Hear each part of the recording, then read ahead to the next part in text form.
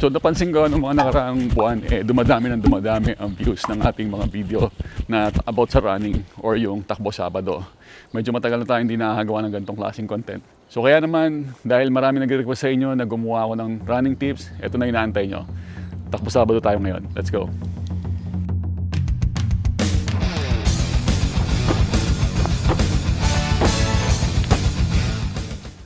Magandang araw mga kaibigan. It's been a while bago tayo nakapag-upload ulit ng Takbo Sabado. Pero ito na inaantay nyo. And hopefully maging consistent pa dahil may mga event tayong sinalihan. And alam ko bumalik na yung mga fun runs. Marami na ulit event. So marami nanonood ng mga running tips. Alam niyo naman itong mga tips na binibigay ko sa inyo is para sa mga beginner, sa mga nag-uumpisa pa lang, or yung mga gusto silang idagdag sa kanilang kaalaman about running. Ito yung mga madaling sundan or mga basic lang para maging madali para sa lahat and makatulong sa pag-uumpisa nyo sa pagtakbo. So recently nga tumakbo rin tayo dyan sa 7-Eleven run. Sponsored by Black Mamba yung ating race kit. So thank you Black Mamba, and hopefully sa mga susunod pang run, makasali pa ulit tayo. Tatlong mabilisang tip lang para sa inyo and sana magustuhan nyo. So unang pag-usapan natin or unang tip na bibigay sa inyo is yung head position nyo habang tumatakbo kayo, or madalas hindi natin napapansin kung ano yung posisyon ng ulo natin. Pero isa sa natutunan ko during my swim training, napakalaking play ng posisyon ng ulo natin sa posisyon ng katawan natin. So medyo mabigat ng ulo natin, so naaapektuhan ito yung form natin or kung paano tayo tumatakbo. So madalas kapag napapagod tayo, it's either bumabagsak yung ulo natin or tumitingala. Diba? Pagpagod na kasi tayo, pag tumatakbo tayo, hindi natin namamalayan, nabagsak na yung ulo natin, or minsan nakaganon tayo. So para sa posisyon yon, hindi siya maganda para sa form natin sa pagtakbo. Pagka nakatungo tayo ganon, hindi tayo masyado makahinga.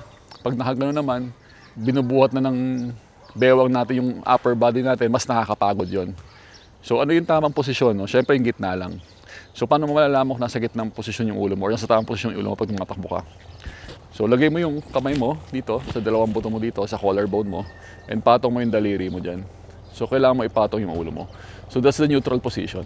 Yan.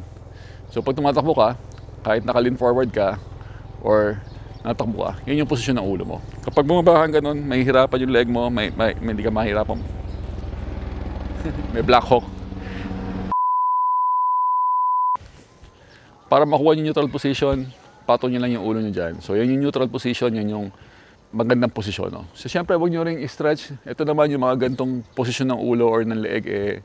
Minsan yan kaka-cellphone natin. Ano yan?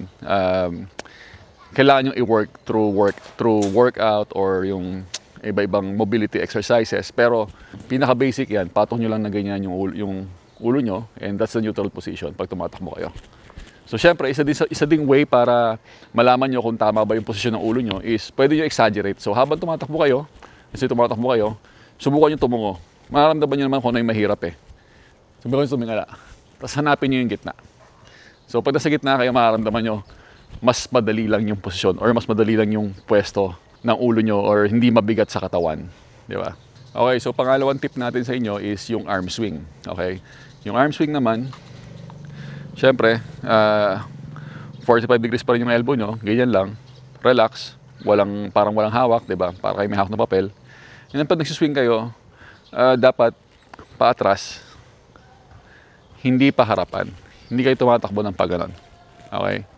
So again, dapat relax lang and then paatras yung hila nyo. Kasi counterbalance yan sa legs. Ayan. So kapag tumatakbo kayo, ito yung pambalansin nyo sa paa. So, paano nyo mapapractice yan? Pwede kayong tumayo lang. Tayo, 45 degrees. Tapos, kung may metronome kayo, yung nagkiklik, yan. Kung naririnig niyo sa video na yan, ganyan yung tunog ng metronome. Pwede nyo i-timing yung pag-swing ng kamay nyo doon sa metronome. Kasi kung gaano kabilis yung swing ng kamay nyo, magiging ganun din kabilis yung stride ng paa nyo or yung paghakbang nyo. So, isa sa mga dapat yung iwasan is yung swing side to side din. So imagine niyo may guhit kayo sa gitna ng katawan nyo at hindi nyo gusto mag-cross sa side. No? Kasi pag anong mangyayari kapag nag-swing kayo patagilid na ganyan, ang momentum ng katawan nyo is magiging side to side din. So magkakaroon kayo ng side to side movement kapag ganon. So hindi natin gusto yan. Ang gusto natin is forward motion or forward movement na pa-abante.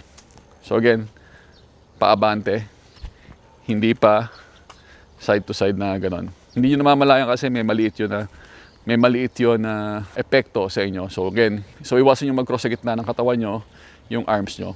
Ayan, iwasan nyo mag-ganyan. Dapat straight lang, diretso. And practice nyo, ayan, kung narinig nyo, ganito ko pinapractice yan kasi pag gusto nyo bilisan yung stride nyo, pwede nyo bilisan yung swing ng kamay nyo, and makakasunod yung paa nyo, automatic yun. Hindi nyo mapipigilan yun kasi pang counterbalance na to. So ganyan, kung may metronome kayo, ganyan yung tunog ng metronome na pwede nyo sabayan yung pag-swing ng kamay nyo. Pangatlong tip ko sa inyo is yung posisyon ng buong katawan nyo kapag tumatakbo kayo. No? So paano ko sinisigurado na sa tamang posisyon ako? Unang-una, tatayo ako ng tuwid. So mula sa ulo, patong ko yung kamay ko para makuha ko yung neutral na posisyon ng ulo ko. And then susunod kong pakikiramdaman, kailangan relax yung balikat. Yan, relax yung balikat nyo. Susunod is yung sa bewang. Alright? So yung bewang, yung hips nyo, make sure na hindi kayo nakatilt yung hips or hindi nakaliad or nakatuwad or nakaliad sa Tagalog. Posterior at interior tilt, make sure na level lang yung hips nyo.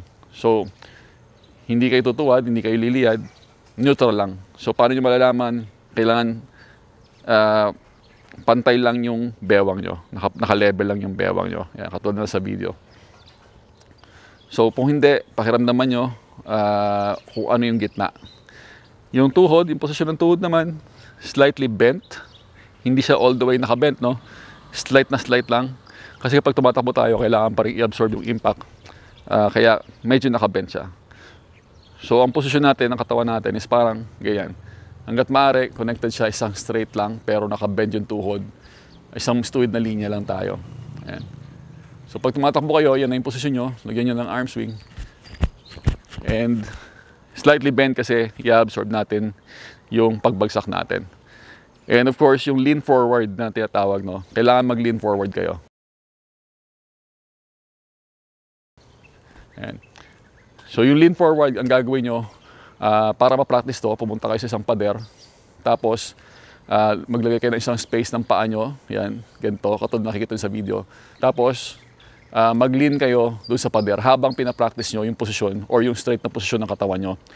Kasi by doing that, mapapractice nyo yung tamang posisyon and tamang pag-lean forward.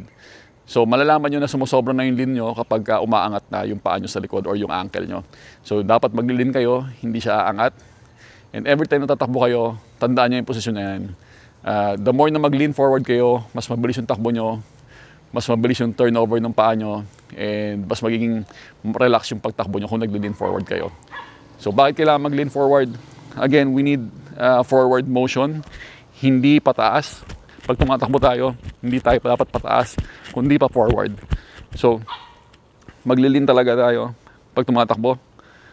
Parang controlled falling nga, katulad dun sa mga unang tips ko. Sinasabi ko na controlled yung falling. So, pag tumatakbo tayo, babagsak, sambot, lean forward ulit, ganun lang. So, cycle. Hindi natin gusto na tumatalon tayo kapag tumatakbo dahil nagkakaroon tayo ng vertical oscillation na tinatawag. So, tumataas yung ulo natin taas-baba. Hanggat maaari, iniwasan natin yon. Yung mga efficient na runners, pop forward lagi yung move nila. Napakalit lang nung vertical oscillation. So, paano nyo mapapractice din yung pag-lean forward? Masuggest ko, lagay nyo yung kamay sa gilid nyo. Mag-jog in place kayo. Ayan. Nang hindi nagsiswing yung kamay. And then, lean forward. Ayan. So, pag ganun, mararamdaman nyo kung nagbo-move kayo kapag naglilin kayo. So, hindi kailangan sobra din. Konting-konti lang, napakalit lang. And then, mag-move forward na kayo nun. Alright, that's it for our running episode. I hope nagustuhan nyo. Meron ba kayong request or meron ba kayong mga gusto pang itanong? Live tayo every Friday. We still have the exclusive group. Pwede kayo sumali kung may mga tanong kayo. Check yung aking Facebook page.